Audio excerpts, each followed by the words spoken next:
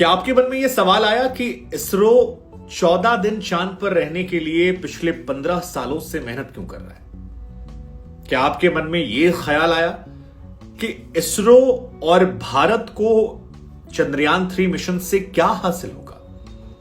क्या आपको यह सवाल मन में सूझा कि भारत में लोग इतने ज्यादा गौरवान्वित क्यों महसूस कर रहे हैं? आपको सोचना चाहिए यह सवाल कि चंद्रयान मिशन की शुरुआत कैसे हुई और क्यों भारत समेत दुनिया में इसकी तारीफें हो रही हैं। आपको यह जानना चाहिए कि पिछली बार जो लैंडर विक्रम था वो क्रैश क्यों हुआ था और इस बार क्यों हम उम्मीद कर रहे हैं कि सब कुछ सफलतापूर्वक हो जाएगा। आपके मन में यह सवाल आना चाहिए कि चांद पर लैंडिंग इतनी ज्यादा खतरनाक क्यों होती है, क्या असर है वहां पर, क्या चीजें अलग हैं। यह सवाल आपके मन में आना चाहिए।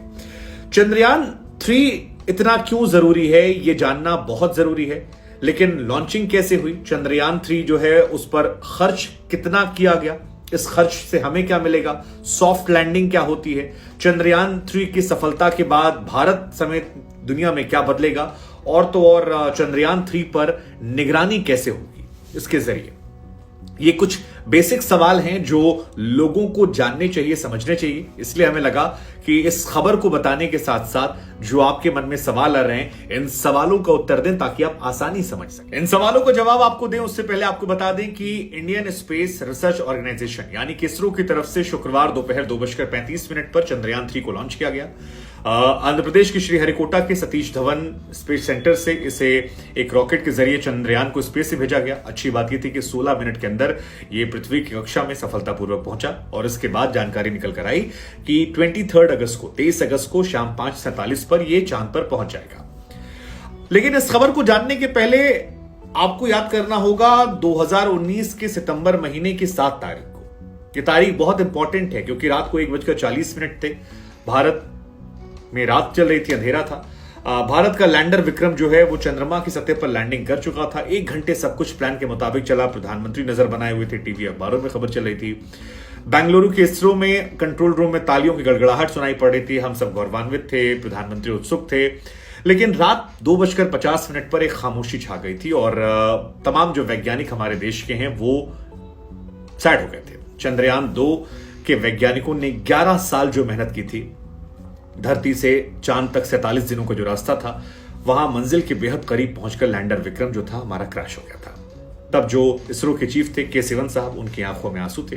प्रधानमंत्री ने उन्हें गले लगाया था और वो तस्वीरें सोशल मीडिया पर बहुत ज्यादा वायरल हुई थी। लेकिन अब 4 साल बाद इसरो उस अधूरे काम को पूरे करने जा रहा है और इन सवालों के जवाब। तो सबसे पहला सवाल है, चंद्रयान मिशन की शुरुआत कब, कहां, कैसे हुई है? तो हम आपको बता दें कि साल 2003 था। अटल बिहारी वाजपेयी देश के प्रधानमंत्री थे। 15 अगस्त की तारीख थी और 15 अगस्त 2003 को अटल बिहारी वाजपेयी साहब, जो कि अब स्वर्गीय हैं, उन्होंने लाल किले की प्राचीर से कहा कि मुझे देश को यह बताने में बहुत खुशी हो रही है कि 2008 से पहले भारत चंद्रमा पर अपना अंतरिक्ष यान भेजेगा और इसका नाम होगा चंद्रयान 1।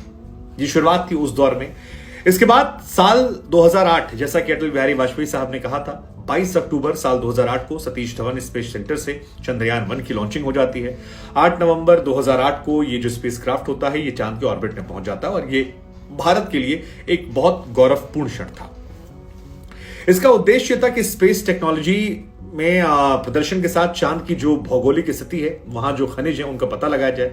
14 नवंबर को स्पेसक्राफ्ट ने चंद्रमा की सतह पर एक मून इंपैक्ट प्रोब की जानबूझकर क्रैश लैंडिंग करवाई और इसके साथ डेटा की मदद से वहां पर पानी होने का पता लगा। इसकी घोषणा 2009 में स्पेस एजेंसी नासा ने की थी।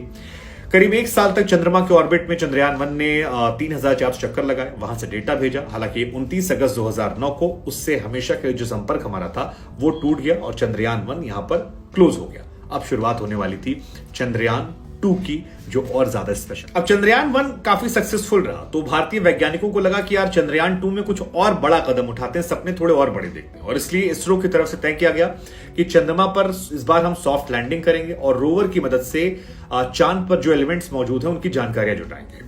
पहले चंद्रयान 2 जो मिशन था वो साल 2013 में लॉन्च होना था। अंतरराष्ट्रीय कुछ एजेंसियां हैं अंतरिक्ष की, उनके साथ मिलकर, रूस की एजेंसी है उसके साथ मिलकर ये लॉन्च होना था।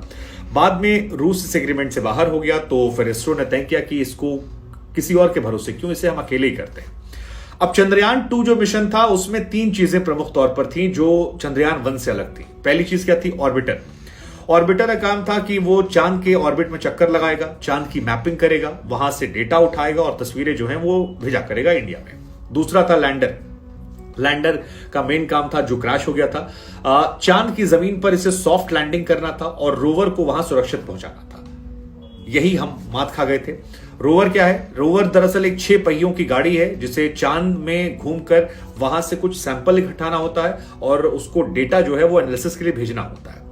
लेकिन 22 अगस्त को जब ये मिशन हमारा चल रहा था, चंद्रयान 2 लॉन्च हुआ, 20 अगस्त 2019 को सफलतापूर्वक चांद के ऑर्बिट में पहुंचा, यहां तक खुश थे। लेकिन 6 दिसंबर साल 2019 को जब सॉफ्ट लैंडिंग हो रही थी तो अचानक लैंडर से हमारा कम्युनिकेशन टूट गया और लैंडर इसके बाद गायब हो गया। हालांकि इसका मतलब ये नहीं कि लैंडर जो हमारा गायब हुआ था वो उसके पास कोई डेटा नहीं है, वो वहां घूम रहा था और माना जा रहा है 7.5 साल तक हमें वो डेटा भेजता रहेगा। अब सवाल ये कि क्रैश क्यों हुआ था लैंडर विक्रम हमारा, जो काफी ज्यादा देशवासियों को भावुक कर गया था। उस जमाने में इसरो प्रमुख रो रहे थे, प्रधानमंत्री गले लगा रहे थे। तो इसको लेकर बाद में सरकार की तरफ से जो ऑफिशियल जानकारी आई उसके मुताबिक थ्रस्टर जो होता है उसमें गड़बड़ी की वजह से ये हुआ था। चांद पर लैंडिंग से पहले विक्रम लैंडर ने चांद पर उतरने की स्पीड जो है वो 1683 मीटर प्रति सेकंड से घटकर 146 मीटर सेकंड की गई थी और दूसरे फेज में सिस्टम में गड़बड़ी आई। जहां लैंड करना था उससे 500 मीटर ऊपर से कंट्रोल खोया और उसके बाद वो गायब हो गया।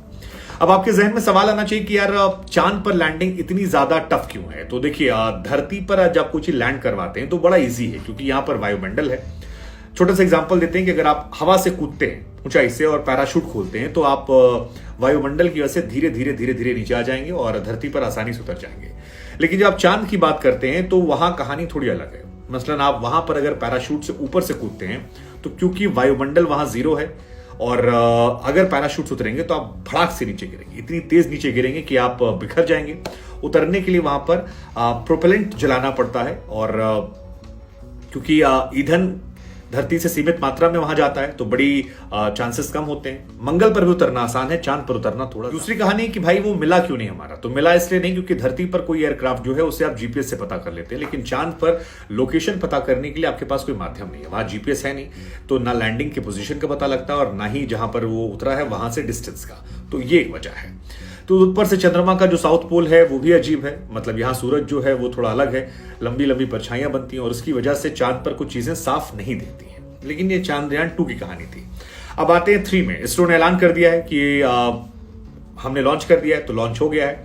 3 मुख्य लक्ष्य इसके हैं जो आपको जानना चाहिए। चंद्रयान 3 के लैंडर की चांद की सतह पर सुरक्षित सॉफ्ट लैंडिंग होनी चाहिए, एक। दूसरा, रोवर जो है इसको चांद की सतह पर चलकर जाना होगा ताकि डेटा कलेक्ट कर सके, जैसा मैंने पहले बताया, और वहां मौजूद एलिमेंट जो है उनको कलेक्ट करके वापस भेजना और उनको स्टडी करने मदद करना। जैसे ही चांद पर यह पहुंचेगा लैंडर रोवर, चांद के एक दिन यानी धरती के 14 दिनों के लिए एक्टिव हो जाएंगे और यही सारी कहानी है। अब सवाल ये कि इसमें बजट कितना है? तो बजट जो इसका है वो 700 करोड़ है, तकरीबन आदि पुरुष फिल्म के बराबर ही इसका बजट है। 700 करोड़ की लागत इसकी हुई है।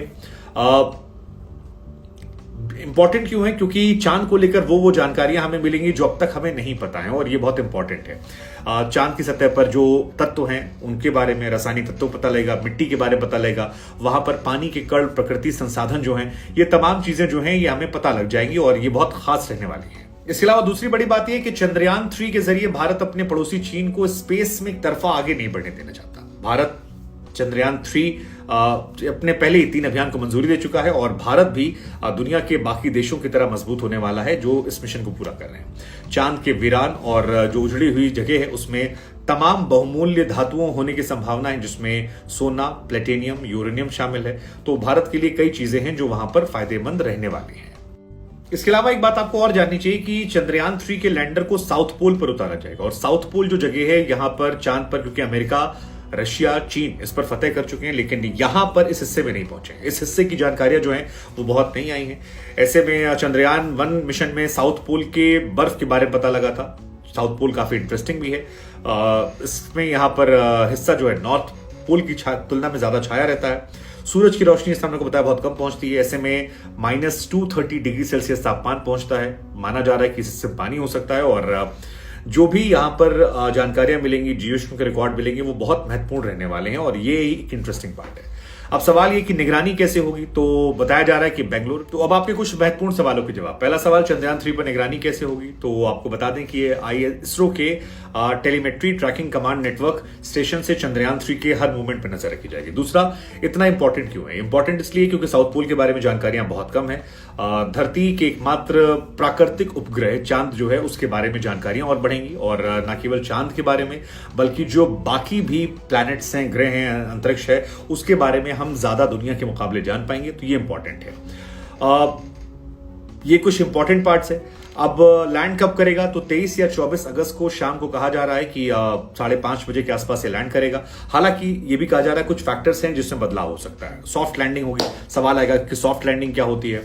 तो किसी स्पेसक्राफ्ट के चांद पर लैंड दो तरह से होते हैं। एक होती है सॉफ्ट लैंडिंग, जिसमें स्पेसक्राफ्ट की जो गति है वो कम होती है और धीरे धीरे इसे चांद पर सफलतापूर्वक उतारता है। दूसरी होती है हार्ड लैंडिंग, जहां पर चांद की सतह पर जाता है और टकराता है तेज से, और आमतौर पर यह माना जाता है कि उसी की वजह से लैंडिंग जो है खराब हो जाती है। तो चांद पर जैसा हमने आपको बताया कि वायुमंडल वहां 0 है ऑलमोस्ट, तो जब आप कोई चीज लैंड करते वहां गिराते हैं तो वो सीधे गिर जाती है। तो ये सॉफ्ट लैंडिंग बहुत इंपॉर्टेंट है कि धीरे धीरे धीरे धीरे आप उतारेंगे, और पिछली बार वो सॉफ्ट लैंडिंग नहीं हो पाई थी शायद, इस वजह से मिशन जो है वो फेल हो गया था। 3 मेन के टास्क हैं। चांद की सतह पर सुरक्षित लैंडर को उतारना, वो इंपॉर्टेंट है। रोवर को वहां चलकर दिखाना और फिर वैज्ञानिक परीक्षण करना। लेट्स जस्ट होप कि हो। चंद्रयान 3 जो है उसका बजट है तकरीबन 700 करोड़, कुछ लोग कह रहे हैं, कुछ लोग कह रहे हैं 615 करोड़। चंद्रयान जो सेकंड था उसकी 603 करोड़ रुपए उसके बजट था। हालांकि लॉन्चिंग पर भी 375 करोड़ रुपए खर्च हुए थे। लेकिन अब भारत के लिए एक बड़ा दिन है, क्योंकि रूस, चाइना, अमेरिका के बाद भारत वो चौथा देश है जो ये करने वाला है। और लैंडिंग में जैसे सफलता मिलेगी, हमारा नाम जो है वो अंतर्राष्ट्रीय ख्याति बढ़ जाएगी। एक बहुत बड़ा मौका है, मतलब इतना बड़ा मौका है कि ब्रिटेन जैसे देश के तमाम जो सांसद हैं, तमाम लोग हैं, वो बधाई दे रहे हैं, तो तंज भी कस रहे हैं कि भारत के पैसे बंद कर देने चाहिए। आप समझिए ना कि दुनिया में केवल 3 देश हैं, रशिया, चाइना और अमेरिका, जिन्होंने ऐसा काम किया है। हम चौथे बनने वाले हैं। तो ये भी जो हम बार बार कहते हैं विश्व गुरु या दुनिया की बड़ी ताकत, उभरती अर्थव्यवस्था, उसमें भारत का नाम जो है अंतर्राष्ट्रीय मंच पर काफी बड़ा होने वाला है। और वो तमाम प्रधानमंत्री, राष्ट्रपति अटल बिहारी वाजपेयी साहब से लेकर मनमोहन सिंह साहब और मोदी जी, जिन्होंने इस पे इन्वेस्टमेंट किया और भरोसा रखा, हमारे साइंटिस्टों को मौका दिया, तमाम देश की जो इसरो के साइंटिस्ट हैं, वो तमाम लोग जो इससे प्रत्यक्ष अप्रत्यक्ष तौर पर जुड़े हैं, वो सभी बधाई के पात्र हैं, साधुवाद उनका है। लेट्स जस्ट होप कि जब ये वहां पहुंचे और लैंड करे तो सब अच्छा हो। 24 और 23 अगस्त की शाम जो है काफी इंपॉर्टेंट रहने वाली है, तो फिंगर हम क्रॉस करते हैं और भारत के वैज्ञानिकों के लिए एक बार तालियां बजाते हैं। इस वीडियो को जरूर शेयर कीजिएगा।